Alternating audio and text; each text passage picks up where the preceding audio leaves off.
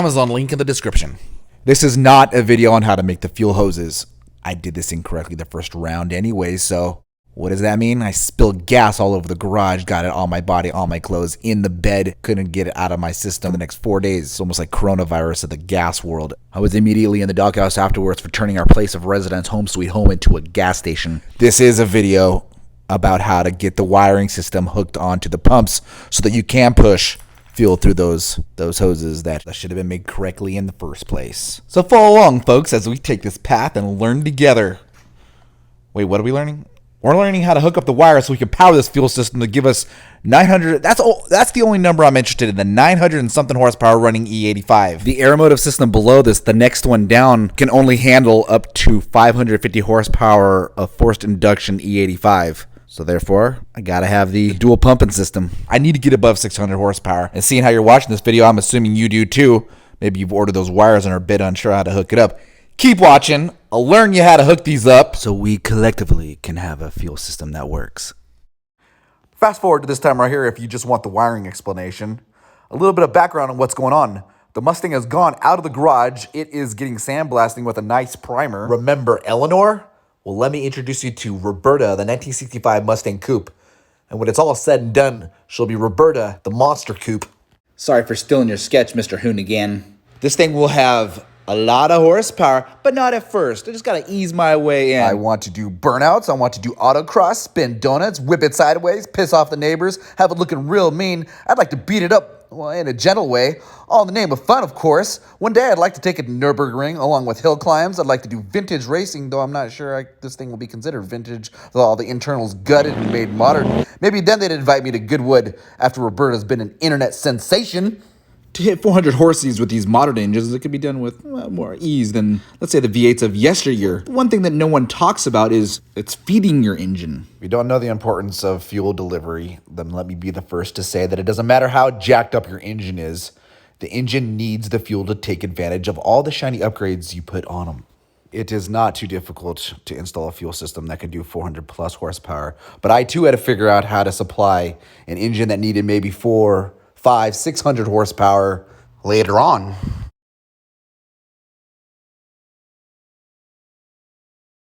So the fuel system was the last video and wiring is this video. I thought the electrical system came with the Aeromotive kit when you ordered it. So if you're sitting at home watching the computer, researching everything, thinking that you're going to order the Aeromotive fuel system, guess what? You have to order the electrical system on top of that in order to make that fuel system come to life. I didn't know this. Now you know this. We all know this. You know, it only takes one person in a corporation to be the guy with common sense, wisdom, and say, hey, that schematic we made, yeah, it sucks. People don't understand what it says. I mean, look at this thing. How can you differentiate? How can you tell the difference between the wires on this? They all blend together, the small ones, the big ones. I mean, the annotations are good, but the drawing, the illustration, no good. Come on, Aeromotive, get your stuff together. I mean, you make a great product, but geez. So here at Footage Factory, I will do my part. I will remake this schematic with my own two hands. That's right, I'm going to use my ingenuity, intelligence. I'm going to fillet the wires like you see right here. I will put new labels on it. I will show you where they go, how to hook it up, maybe even how to flip the switch. All right, you see this picture right here? Screenshot this, take a picture, do whatever it takes, and print this thing out so that you can now refer to this picture when you're looking at the old schematic. Speaking of the old schematic, I went and changed the label of that block. I'm now calling it the unit. I'm not sure what it's called, but this will be the central portion of the brain that is our wiring. Locate the longest wires. They are 18-foot long, positive and negatives, and they connect to the cap, the top of the fuel system itself. Seeing how I have an Aeromotive dual, I will have to buy another set of these wires just so that I can run both pumps at the same time. But for right now, we're just using one. So that's where it connects, the top cap of the positive and negative for the fuel pump.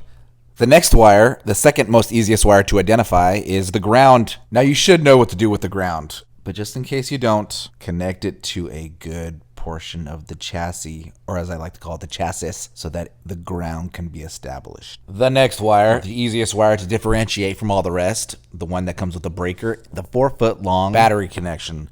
This wire is not the trigger. The next wire I will touch on is the trigger. This wire I'm talking about right now is the positive that powers the entire thing. The next wire we're going to talk about is the trigger. When this wire gets 12 volts of power, assuming that you have connected all these wires correctly, the whole system will come to life. It will be a magical waterfall of gasoline overflowing into your garage, overflowing into your marriage. But nonetheless, you will have you will be on your way, the first step to powering your engine. You can use a manual switch like this to test it out to make sure that the fuel system works, but eventually you're going to need to connect it to a CPU that actually activates it from internally inside the car, a brain that's smarter than yours. That trigger wire is connected to one side of the switch.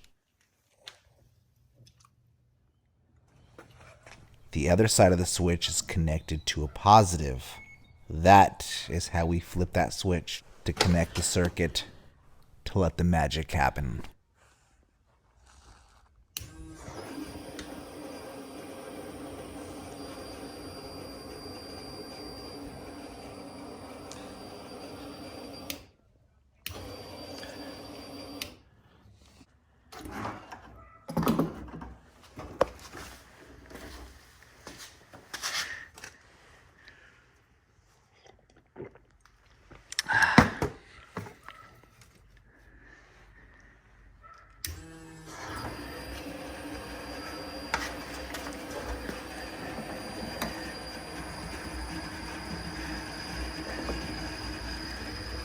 Here you see is a recycled clip from my last video showing the successful pressurization of the fuel system.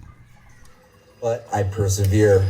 I plug everything in, positive, negative. I read the manual and I turn it on. Look, 55 PSI falling straight to that Coyote. You see the return here? That's what's left of 55 PSI going right back into the return. Just to test it out, I put it into a 5-gallon gas tank. It works.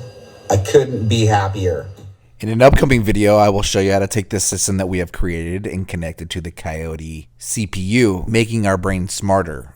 No, seriously, actually making the brain that I have created for this electrical system more intelligent. I'm not talking about my brain. It's already maxed out.